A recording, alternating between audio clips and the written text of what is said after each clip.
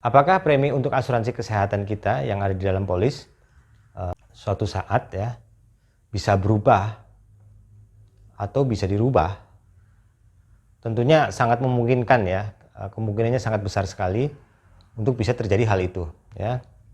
Satu bisa berubah, kedua bisa dirubah.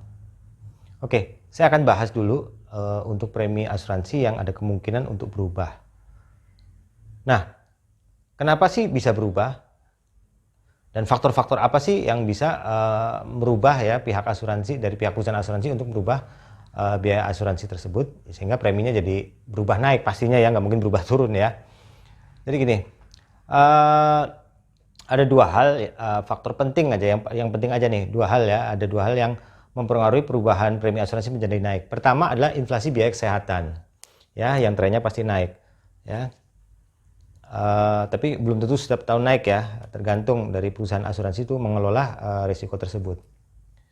Yang kedua adalah di mana pada tahun tertentu saat itu kondisi jumlah klaim yang terjadi secara bersamaan itu sangat besar.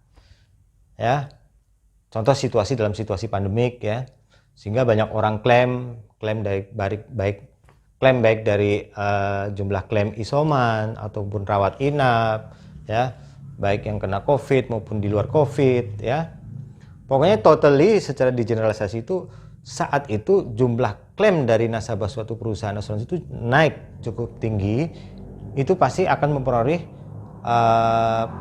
nilai premi ya gitu loh. Karena perusahaan asuransi pasti akan mengambil tindakan untuk menaikkan jumlah premi. Oke. Jadi dua faktor itu ya yang sangat mempengaruhi kemungkinan premi asuransi kesehatan bisa menjadi naik ya.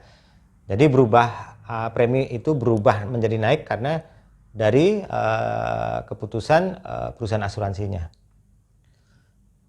Nah, berikutnya adalah apakah memungkinkan premi asuransi itu untuk dirubah ya.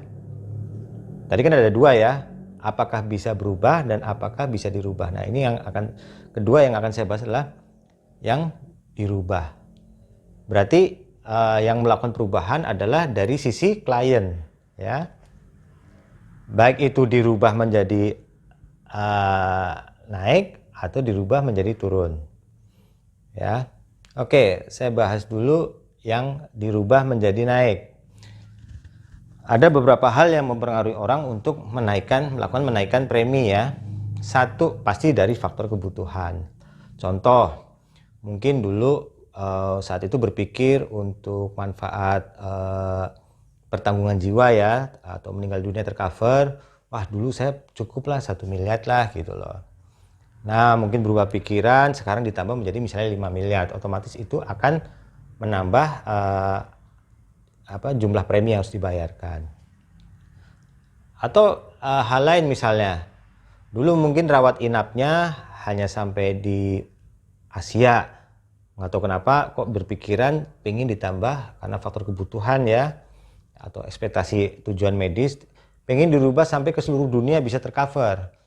Nah, dia akan berubah polisnya tuh untuk manfaat rawat inapnya, coveragenya sampai di seluruh dunia. Nah, itu pun akan dia merubah premi asuransinya menjadi naik ya, bertambah gitu. Atau dulu mungkin manfaatnya baru rawat inap sama pertanggungan jiwa, dia pingin nambah rider lain, misalnya ada manfaat critical illness ya, santunan tunai ya, ataupun manfaat jaminan si pembayar premi atau istilahnya adalah waiver payer atau payer basic, atau menambah manfaat-manfaat lainnya lah, misalnya seperti ADDB bila terjadi cacat permanen ya. Nah, itu hal-hal yang akan menambah premi asuransi karena inisiatif ya dari pihak klien, karena dari faktor kebutuhan ya. Oke, berikutnya adalah premi dirubah menjadi turun. Apakah bisa? Ya pasti bisa. Ya. Jadi misalnya gini. Dulu mungkin biasanya ini cenderung karena faktor finansial ya. Mungkin bisnisnya masih bagus. Sekarang kondisi bisnis lagi lagi kurang bagus lah ya. Ingin mengadakan efisiensi di beberapa biaya, salah satunya diefisiensikan adalah biaya premi nih gitu loh. Nah, misal dulu mungkin karena masih mampu sekali ya, budgetnya masih cukup besar, dia mempunyai rawat inap misalnya yang dulu di seluruh dunia diturunkan menjadi cukup di Asia atau di Indonesia. Itu pasti akan menurunkan premi ya. Nah, terus misalnya dulu pertanggungan jiwanya dulu 10 miliar ya, karena kondisinya sudah berubah, dia semakin punya banyak aset untuk warisan, preminya UP-nya diturunkan jadi 10 miliar menjadi misalnya 2 miliar atau 5 miliar ya. Nah, kemudian dulu ada beberapa manfaat lainnya seperti tadi saya bilang ya, ada manfaat critical illness ya, cacat ataupun payer basic atau waiver payer. Itu untuk sementara dihilangin, dia hanya megang satu manfaat misalnya cuma rawat inap. Itu pun akan berpengaruh sehingga preminya akan semakin turun. Ya, jadi itu ya. Jadi memang kalau apakah premi bisa diturunkan? Bisa ya. Hanya berapa besaran premi itu turun juga pengaruh faktor usia ya. Jadi kalau dilakukannya pada usia yang sudah semakin jauh dari saat awal dia membeli polis, pasti ya penurunannya tidak begitu banyak. Tapi turun lah intinya lah. Intinya kan nasabah tersebut, klien tersebut mencari usaha atau solusi untuk menurunkan kan gitu, pasti bisa turun gitu. Oh ya, saya flashback sedikit ya. Jadi kalau ada nasabah misalnya untuk seperti awal tadi bilang menaikkan manfaat atau memperluas manfaat ya, yang tadi saya bilang adalah menaikkan atau dirubah preminya menjadi naik, itu bisa dilakukan selama nasabah dalam kondisi sehat. Ya, selama nasabah dalam kondisi sehat. Jika dalam kondisi sakit ataupun pernah sakit kritis, nah itu mungkin memerlukan banyak pertimbangan dari pihak perusahaan asuransi untuk menyetujuinya. Gitu ya. Saya tidak mengatakan ditolak, pasti ditolak enggak, tapi mungkin cukup banyak kendala ya dalam menambah manfaatnya atau meningkatkan jumlah manfaatnya. Ya. Kecuali dari awal sampai dia melakukan perubahan itu masih dalam kondisi sehat, pasti banyak disetujuinya ya. Jadi sekali lagi, apakah premi asuransi kesehatan itu bisa berubah dan dirubah? Pasti bisa berubah, pasti bisa ya, kemungkinannya sangat besar ya. Nah, kalau berubah berarti itu banyak dari sisi perusahaan asuransi yang melakukan.